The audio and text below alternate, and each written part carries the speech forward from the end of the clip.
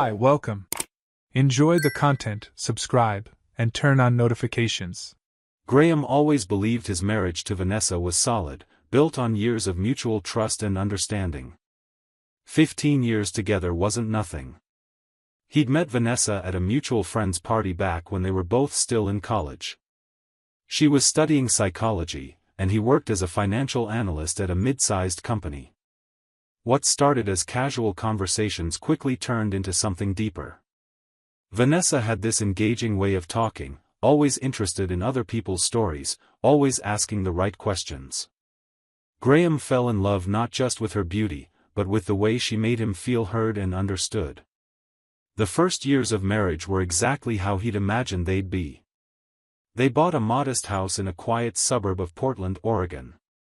Vanessa got a job as a therapist at a community clinic, while Graham was promoted to financial manager. Their routine was comfortable: breakfast together before work, candlelit dinners on weekends, Sunday walks in the park. They didn't have kids, a joint decision made early in their marriage. They'd both agreed they wanted to focus on their careers and enjoy the freedom a child-free life offered. But in the past 6 months, something changed. Graham couldn't pinpoint exactly when, but Vanessa started seeming distant. She spent more time on her phone, always with that subtle smile on her lips while texting. When he asked who she was talking to, she'd give vague answers like, "Oh, just a friend from work," or "people from my therapist group." Graham had never been the jealous or controlling type. He trusted Vanessa completely. After all, she was a therapist. If anyone understood relationships and communication, it was her. Then Vanessa suggested couples therapy. One night over dinner, she set her fork down and said in that professional tone he knew so well, "Graham, I think we need to work on our communication. I feel like we're drifting apart." He was surprised but immediately agreed. If something was wrong, he wanted to fix it. Vanessa already had a therapist in mind, Dr. Patricia Morgan, a colleague who worked in the same building. Sessions were scheduled for every Wednesday at 3 in the afternoon. The first session was calm. Dr. Patricia was a woman in her 50s, gray hair pulled into an elegant bun, thin-framed glasses, and a warm smile. She asked basic questions about their history as a couple, how they met, what each of them expected from marriage. Graham answered honestly, talking about the love he felt for Vanessa, how much he admired her dedication to her work, and how much he valued the stability they'd built together. Vanessa spoke too, but her words carried a different tone. She mentioned feeling like Graham was emotionally absent, that he didn't show interest in things that mattered to her. Graham was confused. He always asked about her day, always listened when she talked about her patients, always supported her decisions. But Dr. Patricia nodded, jotting something down in her notebook, and said it was common for couples to have different perceptions of the same relationship. The session ended with the suggestion that they both work on active listening and expressing emotional needs. However, the following session started taking a turn that made Graham increasingly uncomfortable.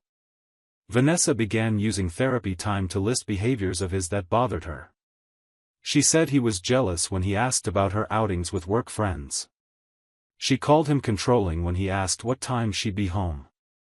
She said he was insecure when he questioned why she needed to go out alone some nights.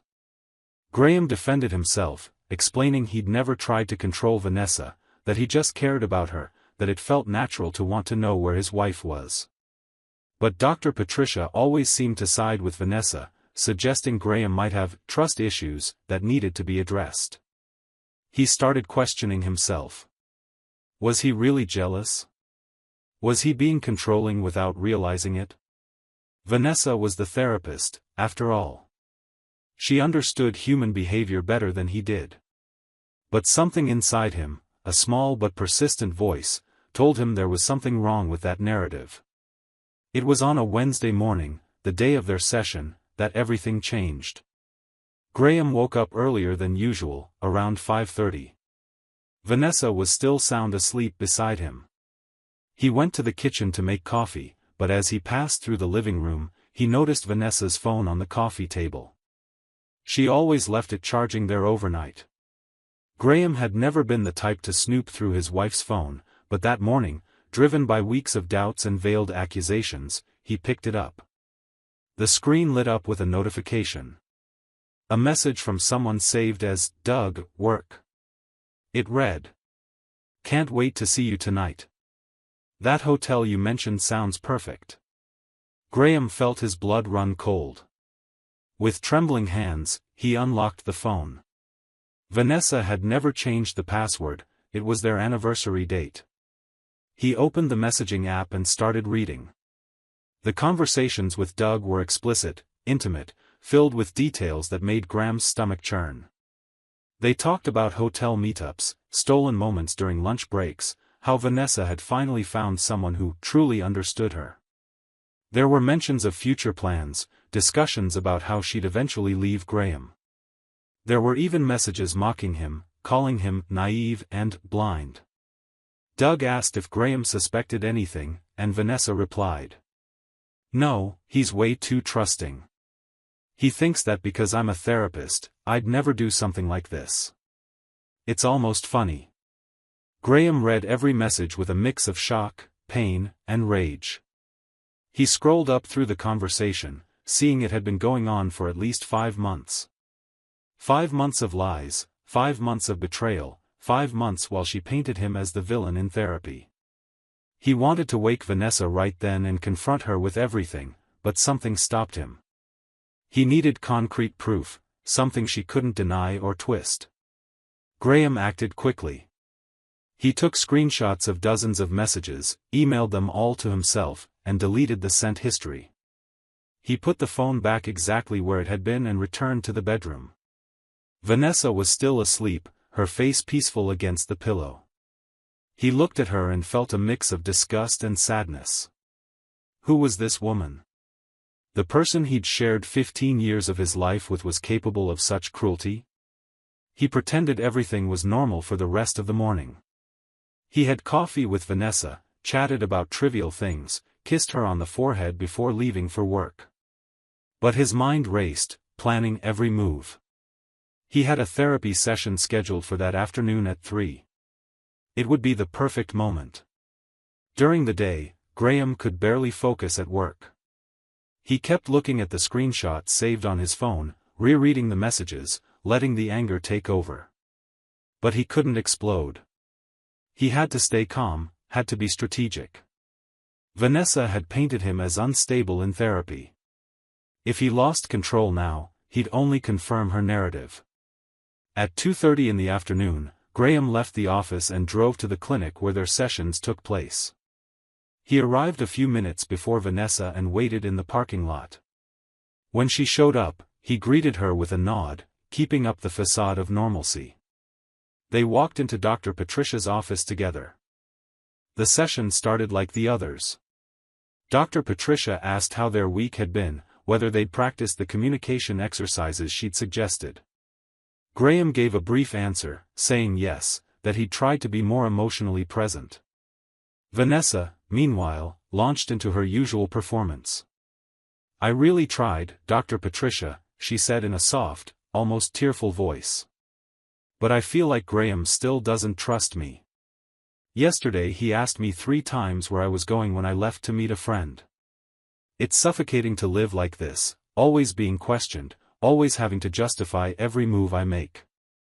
Graham watched her speak, noticed how she tilted her head, how her hands gestured delicately, how her words were carefully chosen.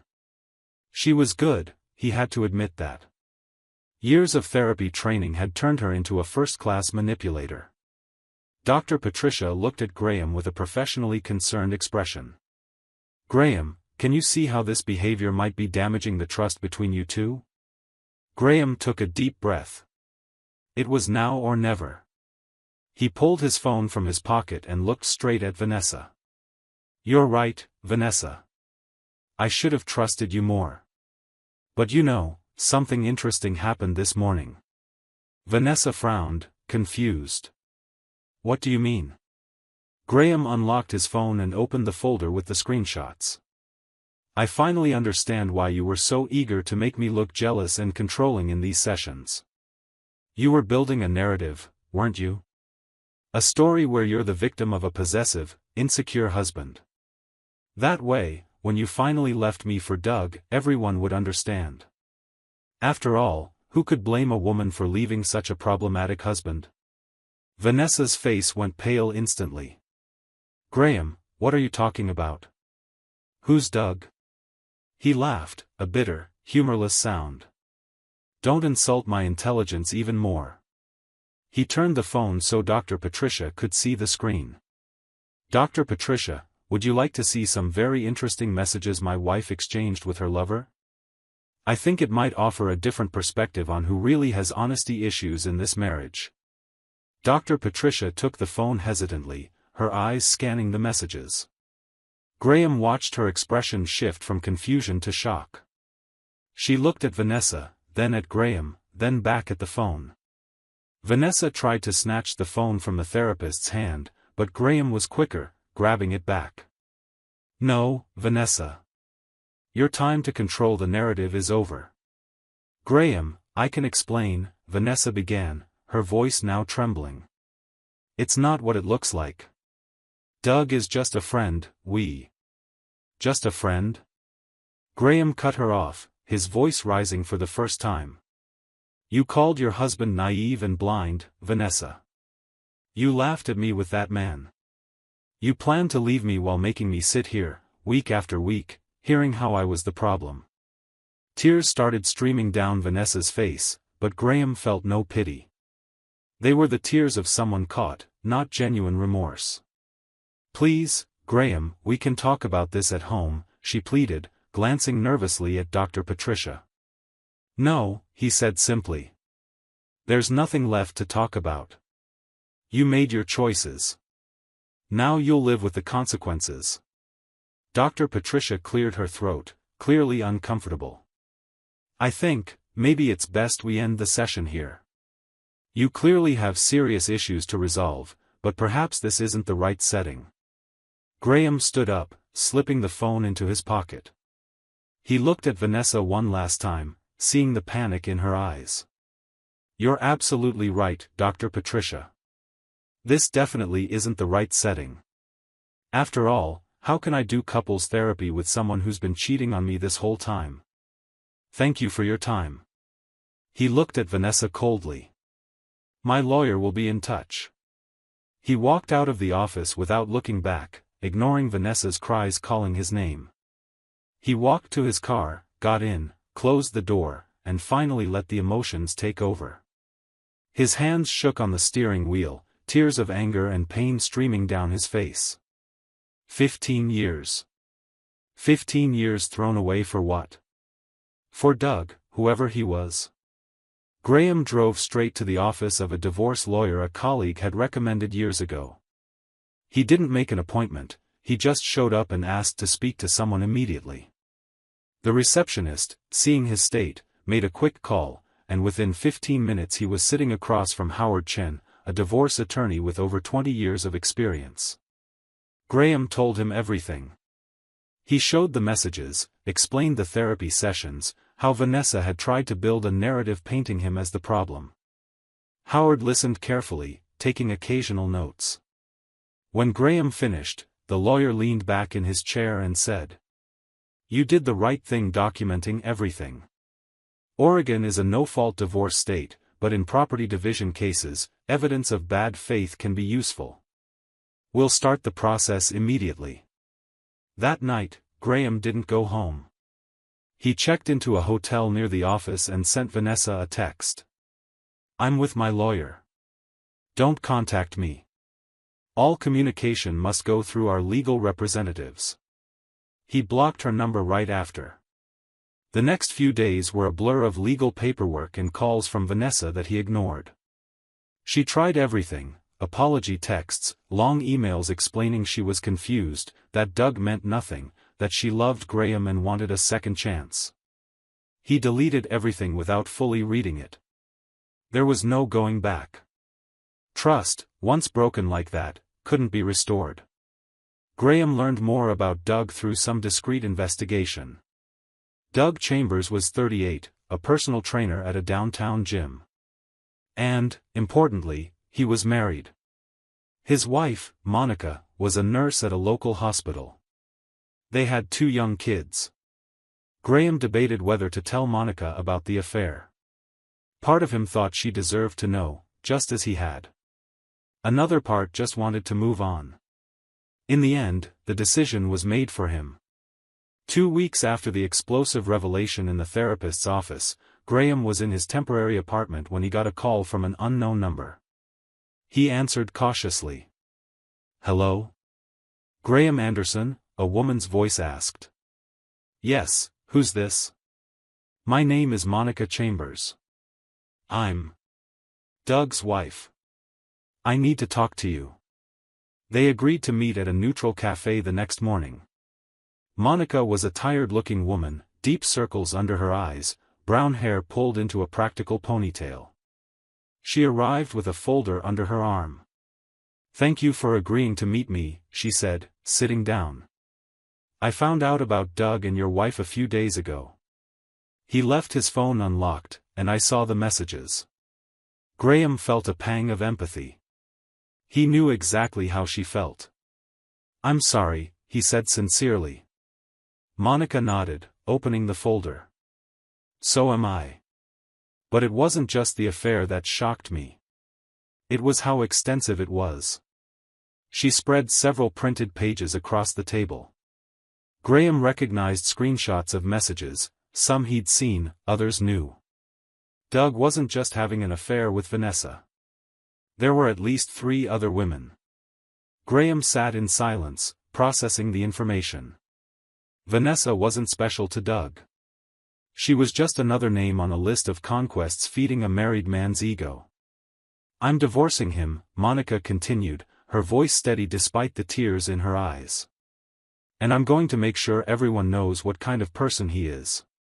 My sister works at the gym where he's a trainer. She'll make sure management knows about his behavior with clients." Graham saw the determination in Monica's eyes and felt respect for her. "You're strong. Your kids are lucky to have a mom like you." "And Vanessa?" Monica asked.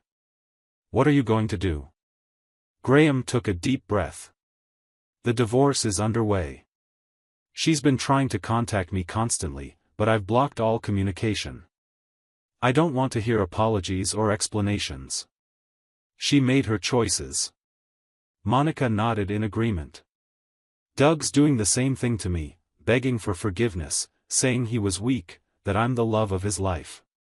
But some things can't be forgiven." They talked for another hour, sharing their stories, their fears about the future, the pain of being betrayed by people they'd trusted completely. When they said goodbye, Graham felt like he'd gained an ally. They weren't friends, but they were survivors of the same shipwreck. In the weeks that followed, the consequences of Vanessa and Doug's actions began to unfold. True to her word, Monica exposed Doug publicly. She posted a detailed message on social media, naming Doug and clearly explaining the betrayal. The post quickly went viral within their social circles. Friends, family, co-workers, all found out. The gym's management had to act after several female clients came forward with their own stories of inappropriate advances from him. He was fired immediately. His reputation was ruined. Monica's divorce was swift and brutal. She got primary custody of the kids and a significant share of their assets. Vanessa didn't come out unscathed either. Although Graham hadn't publicly exposed the affair, word got around. Dr. Patricia, bound by professional ethics, couldn't share what happened in that session, but Vanessa had told a few close friends seeking support. Those friends, horrified by what she'd done, spread the story. In Vanessa's workplace, where most therapists knew each other and had close professional ties, her reputation began to suffer. Clients started canceling sessions, questioning how they could trust a therapist who'd manipulated couples therapy to hide her own affair. The clinic where she worked, worried about its image, suggested Vanessa take a voluntary leave. It was a euphemism for a quiet firing. Vanessa tried reaching Graham through mutual friends, through his family, but he held his ground. There would be no reconciliation, no forgiveness. He'd been humiliated, manipulated, and betrayed in the worst possible way. She'd used her professional knowledge of psychology to distort reality and make him question his own sanity. That was unforgivable. The divorce process took 4 months. Vanessa tried fighting for the house, claiming she needed stability after the trauma of the breakup. But the evidence Graham presented, showing she'd planned to leave him for months while actively lying in therapy, didn't work in her favor. The judge divided their assets fairly, but Graham kept the house. He could have sold it, but something in him wanted to keep that space, transform it into something new, something untouched by Vanessa's betrayal. 6 months after that devastating therapy session, Graham was starting to rebuild his life. He sold some of the furniture he'd shared with Vanessa and redecorated the house to his taste. He reconnected with friends he'd neglected during the marriage, started joining a local running group, and even adopted a dog, a golden Labrador he named Charlie. He didn't seek therapy for himself, at least not right away. The idea of sitting in an office and opening his heart to someone still brought painful memories of how Vanessa had manipulated that space. But he knew he'd eventually need to process everything that happened. For now, he focused on small victories: a day without thinking of her, a night of sleep without nightmares, a genuine smile watching Charlie run through the yard. Vanessa, on the other hand, didn't fare so well. Doug had completely cut her off once his wife found out, and everything blew up. He blocked Vanessa everywhere and focused on trying to save his own marriage, though unsuccessfully. Vanessa found herself alone, without the husband she'd betrayed, without the lover she'd risked everything for, without the career she'd built over the years. She ended up moving to Seattle, where a cousin offered her a temporary room. There, she tried to start over, looking for jobs at clinics that hadn't heard about the Portland scandal. But the therapy world is small, and stories travel. She got a few temporary gigs, but nothing stable. The confident, manipulative woman who once orchestrated a complex narrative to cover up her affair was now a shadow of herself, working part-time jobs and living in a tiny apartment. A year after the divorce, Graham was having dinner with Howard Chen, his lawyer who'd become a close friend during the process. Howard raised his wine glass and said, "To new beginnings." Graham smiled, clinking glasses. "To new beginnings. Have you thought about meeting someone new?" Howard asked casually. Graham paused for a moment. "Maybe someday.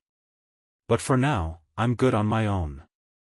I'm learning to trust again, starting with myself." Howard nodded understandingly.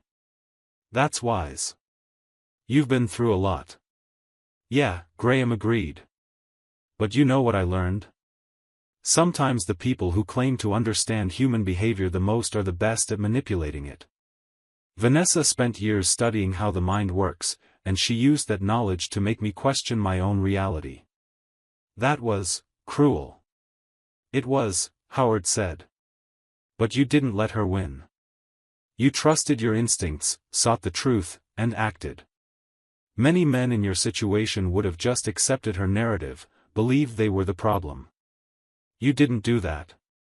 Graham thought about those weeks in therapy, sitting there while Vanessa painted him as jealous and controlling, while the therapist validated every word she said. He thought about how many times he almost believed it, almost accepted that maybe he really was the problem. But that small voice inside him, that intuition telling him something was off, never fully went silent. And that voice saved him. Now, looking back, Graham could see the pattern clearly. Vanessa didn't suggest therapy to improve their marriage. She suggested it to build an exit. She wanted documentation that Graham was problematic, a professional witness who could, if needed, attest that she was in a difficult relationship. That way, when she left Graham for Doug, she'd have a ready-made story, a justification that painted her as the victim instead of the villain. It was clever, in a sick way. But she underestimated Graham. She assumed he'd passively accept everything she said, that his trust in her was blind. And it was that arrogance that brought her down. Today, Graham wakes up every morning in his renovated house, makes coffee, takes Charlie for a walk, and goes to work feeling lighter than he has in years. He doesn't carry bitterness, doesn't waste energy hating Vanessa or Doug. They made their choices and are living with the consequences. He made his, and he's thriving. Sometimes, on quiet nights, he wonders how different things would have been if he'd ignored his instincts, if he'd simply believed he was jealous and controlling like Vanessa said. He'd probably still be in that marriage, miserable, questioning his sanity while she carried on with the affair. The truth, as painful as it was, set him free. And when friends ask if he regrets anything, Graham answers honestly. No. He doesn't regret trusting Vanessa at first, because trust is the foundation of any relationship. He doesn't regret agreeing to therapy, because it showed his commitment to the marriage. And he definitely doesn't regret checking her phone that morning, because that's what exposed the truth. Life goes on. Graham is open to love again, but not desperate for it. He's learned it's better to be alone and happy than in a relationship built on lies. He's learned to trust his instincts again, to never let anyone, no matter how professionally qualified, make him question his own reality. And the next time someone suggests couples therapy, he'll go, but with his eyes wide open, listening not just to what's said, but also to what isn't. Because sometimes the biggest red flag isn't what people say, but what they try to make you believe about yourself. Vanessa thought she could control the narrative, that she could use her professional expertise to manipulate the situation in her favor. But she forgot one crucial detail: the truth always finds a way. And when it did, when Graham hit play on that phone in the therapist's office and reality came to light, all her careful manipulations crumbled in seconds. It's that moment, the freeze in the office when Vanessa realized she'd been caught, that Graham carries with him. Not as revenge, but as a reminder. He trusted himself when everyone said he was wrong. He had the courage to seek the truth even when it was easier to accept the lie. And he chose his own dignity over a toxic relationship. Today, Graham is okay. He's more than okay. He's free. Thank you for watching the video. If you enjoyed it, don't forget to subscribe to the channel and turn on notifications so you won't miss any updates. See you next time.